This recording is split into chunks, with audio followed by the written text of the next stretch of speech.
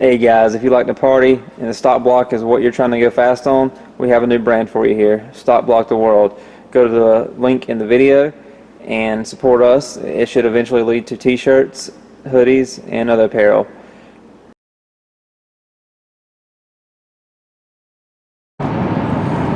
What is up, guys?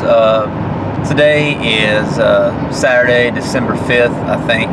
Yes, 5th. And I am on the road to Rockingham Dragway for Dig or Die. We went there last year with Sammy. We actually went to 710 Dragway, but same event. And about the same time of year. Super cold. Today it'll be in the 50s, which still sucks, but once the sun goes down, it'll really suck. Hey, I'm not built for cold. Not my thing. But anyways, figure I'd give a different style of video shot. Unless I get there and I go at the first round, then I probably won't post anything because, you know, what kind of content is that? But anyways, I have about an hour and a half left.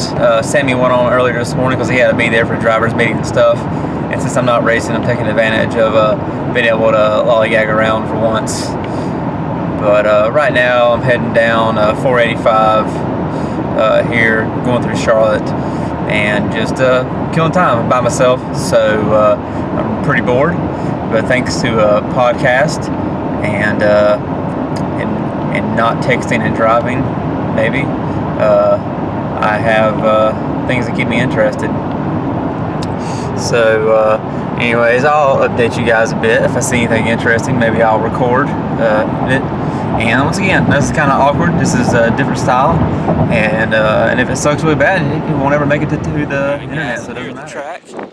I had to park a good ways off. It's pretty crowded. One of the big downsides to not racing is to get to one of these events. It's really hard to park with your buddies sometimes because there's just so much going on.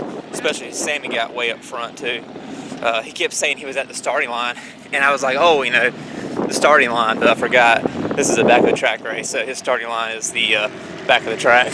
I probably got a good half mile of walk maybe, which is okay. I don't really mind walking or running, at least right now. But let me turn this around and see what we got going on here. As you can tell, even though it's no prep racing, and there's a lot of budget cars that go fast and do really well, still a pretty there's still a lot of money in it, which is expected to be with any kind of racing, because there's always going to be people that want to actually win, and I don't blame them. The guys here from all over the country, because I believe it pays $30,000 or something, so it pays a lot of money. Anytime you pay that kind of money, you're going to get a huge turnout of both, you know, budget racers and not so budget. They did the big tire stuff yesterday, as far as I know. Not being on Facebook, I swear I never know what's actually going on, but that's what I gathered. And now today they are doing the small tire stuff, which they need, and I think stick shift as well. Wish that they need a whole day for that stuff because it's so big.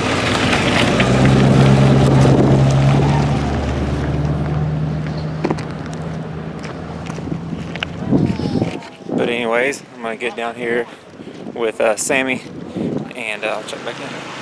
Almost down here to Sammy's. I think I was pretty correct on my half mile assumption.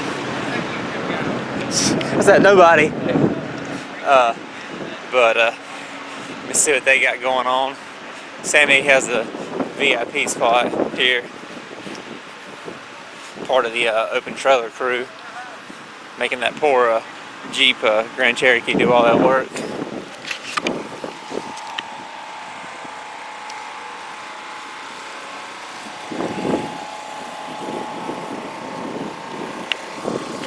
I don't know where he's at, so let me see if I can find him and see what's going on and what it looks like we'll be racing. Alright, I'll give you guys some behind the scenes. I'm here looking at Sammy's his data log. The other night he sent me one he made out in Mexico, tweaked it some, It's kind of hard to read just because, so we don't have any real drive shaft plot data with this gear on a clean hit. You know, we got the drive shaft RPM right here, which is your, it's so bright out here, I can't see, I apologize. All right, so you see this little jittery blue line right here. What we got there is the drive shaft plot. And like I said, right now it's pretty erratic. It's a lot easier to build a good one whenever you have actual data. But what I'm doing is I'm adjusting it to where if it kind of overshoots that curve there, that it will pull timing out. You know, on slicks and maybe on the big end on a radial car, I like to pull timing out. Using on radials down low, if you're trying to save a radial, you gotta cut it. It's just when you have a hard ignition cut, it is rougher on the engine internals, so usually rods. And I've heard of guys having issues spinning balancers, which if you got an external reluctor wheel, that's not gonna be, you know, that's gonna cause all kinds of problems. But so we got our first, we got our two areas here. We got A and B. I give a little bit of buffer room, so if it overshoots A, which is likely, then it's gonna go to B and pull even more, pull more timing out. I'm not gonna say how much or anything. You might be able to see it, but the goal I'm going for is, we know it's hard to make a clean hit, but if we can tone it down enough to where he can keep his foot in it the whole way, it's going to greatly increase his chance. Last year at Dig or Die, you know, we had the traction control and a lot of it was luck. We set it up perfect to where the whole run it was pulling timing, and Sammy was just in it the whole way. But so that's where we're at. It's going to be a little while before we get to actually see how it works. And I've also, if he's going to make a little hit before we get up there, and if he doesn't like it, then we're going to just go back to the file that I sent him the other night, which was based off of his Mexican hit. This is also based off of that file, but it's a little more aggressive on the drive shaft cut, cause even with the increased boost level, I think we can get the pull bunch of timing out and still run decent. So that's what we're going to do. So we're going to wait a while now and watch the track and, you know, think about things and just go from there. Pretty cool setup. A lot of neat setups out here.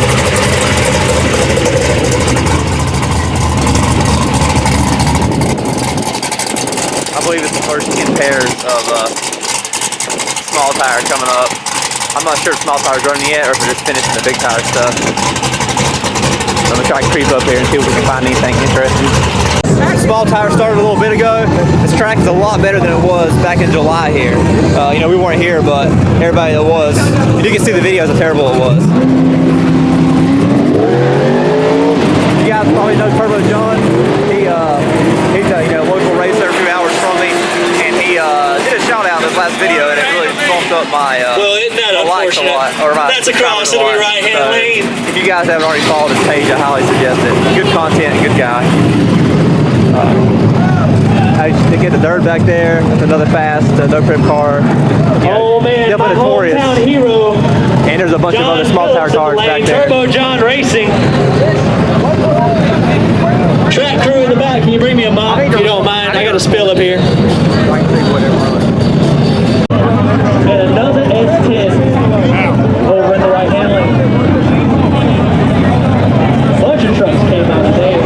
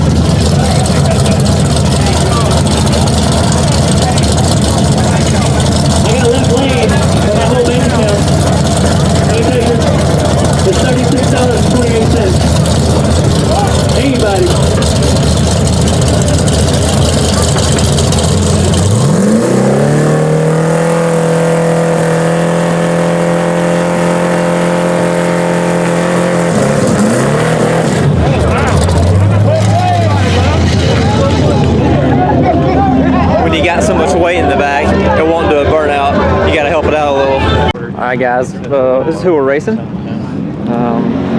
Car name Anger Management, looks like. Don't know anything about it, and obviously when you're asking people details, they're not going to be honest, because this is your grudge racing here.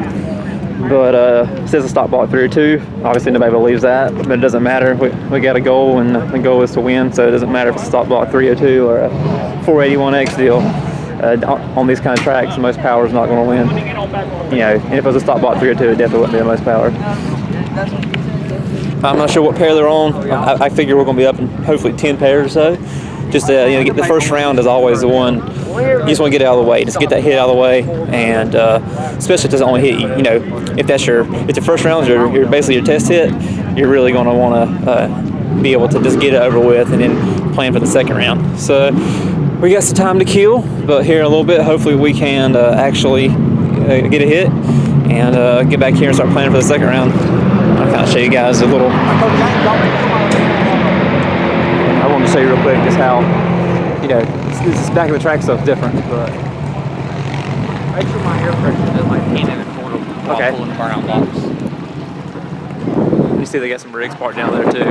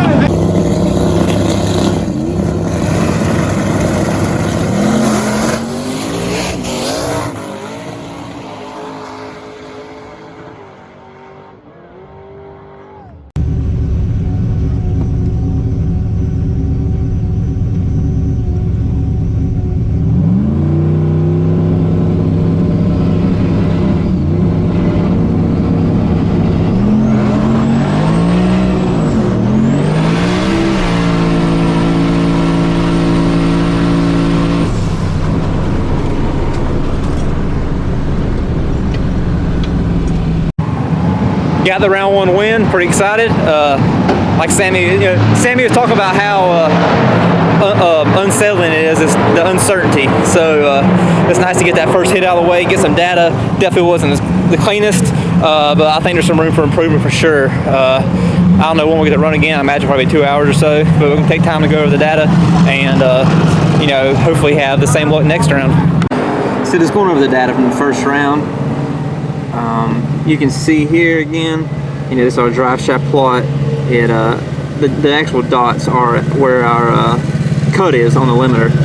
So you can see how it overshot him at first, and then about 2 seconds in, it looks like, a little over 2 seconds in, he kind of was able to get under control. He was pedaling it, and he went full throttle finally about 2.9 seconds.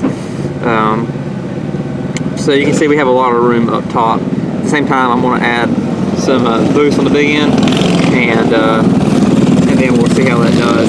But we need to make it leak better, and he also just realized he has suspension kind of out of whack. So we're going to do what we can to adjust that too. All right, Sammy just got done the meeting. He's pair number 13. We got some red F body. If it's the one I'm thinking of, I thought it made a good hit. But in the end, it doesn't really matter how good they ran. You got to race the track. So we got the right lane this time. Left lane was looking pretty good. Well, the right lane, I'm sure. I don't know how good it is compared to the left. So we're going to find out. Now we just got to kill some time till ready for the second round. People starting to line up for the second round. We're number 13, so we got a ways to go, but Sammy's parked right there, so he just wanted to pull around to avoid the potential traffic. It's starting to get chilly with that wind and the sun going down. It's been kind of chilly down here anyways with the way the trees are blocking the edge of the track.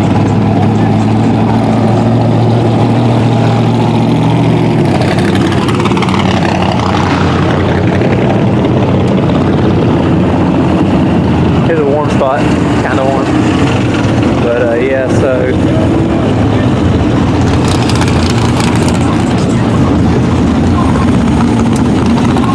that's proof that the fastest car doesn't always win. Phil Hines is, I think, nasty on prep, and I'm sure it's pretty fast on no prep, but you got to figure it out. This track is not as good. End of the track is not as good as a lot of no prep stuff is, but he's loading up.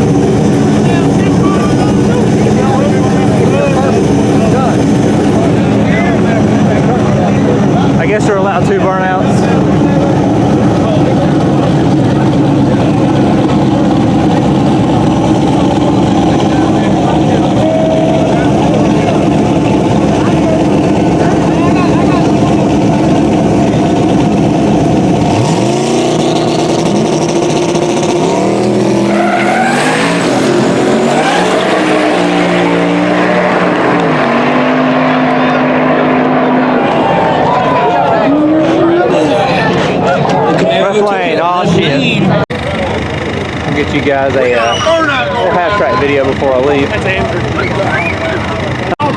Who got the right lane? Oh, no. We got to go. Who got the right lane? Anybody? I'm over here. You over here? Hey. You gonna take the right lane down there?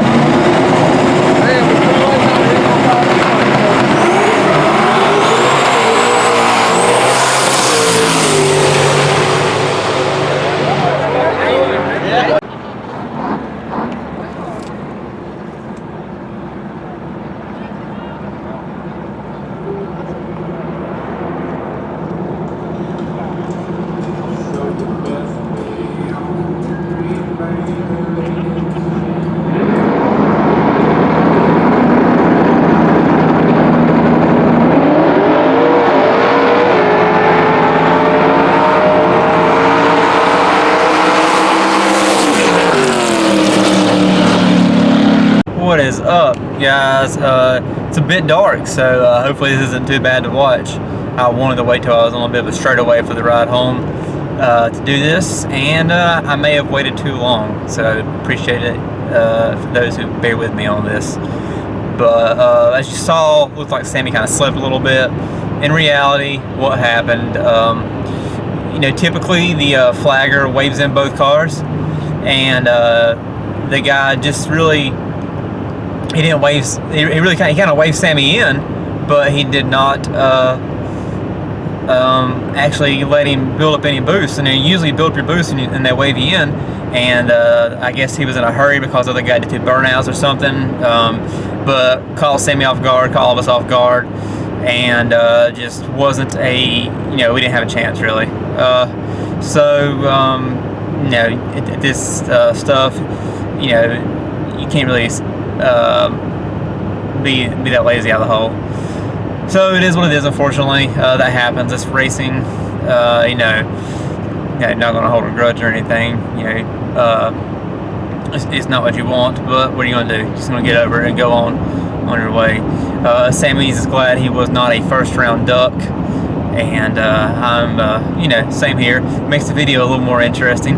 On the bright side, I am back in my truck, and I'm staying warm now because those who haven't noticed, I'm not really built for the cold. I was going to put some layers on after this last round. Sammy got it, so that might have helped, but you know, but back to racing. It just you know, what happened. Car's one piece. You know, certainly had worse days at the track. You may hear me say that a lot, but you know, those of you who watch the channel know I've had worse days at the track. And we'll learn from it and do what we can to make Sammy's car a bit better. You know, being around the no prep stuff, you know, those who saw, you know, several months ago, I posted a video about a no prep build that hasn't made any traction beyond the initial teardown. Just with the shop car was super labor intensive to get done. Obviously, it costs money too. And being a mortal man, you know, it takes time to work and be able to afford these things. You know, it takes a lot of sacrifices. So, but you know, I do like being around this stuff, and maybe it's just because I like racing, and I don't really come to me no prep races. But anytime I do go to this stuff, I always just want to build something, you know, for this. But once again, it takes time, it takes money. That's the biggest thing. Is it takes time. You know, the money, you figure it out. You work hard, you sell parts, you know, extra stuff, use leftover parts, find deals to make that stuff happen. But time is, you know, you only get so much of that, and I only have so much energy nowadays. Which maybe if I, you know, worked out more or something, I'd have a little more energy. But then what I guess when I'm working out, I wouldn't have time to work on the car. So it's a double-edged sword. That's why you see a lot of racers who have beer guts. I don't have that yet, but I do. I might eventually get a coffee gut, but I'm not addicted to coffee. I'm just committed. I even found some on the way back. I found some Dunkin', because Dunkin' is better than Starbucks, and you can't change my mind. But yeah, appreciate you guys watching. A little bit different video. Let me know what you think. you know, obviously constructive criticism is welcome. I am trying to give you guys more content. There's a lot of behind the scenes that goes on with stuff, and I know people find that stuff interesting. So I'm gonna try, you know, keyword is try, to get you guys more. But anyways, appreciate you watching. Make sure you like, share, and subscribe.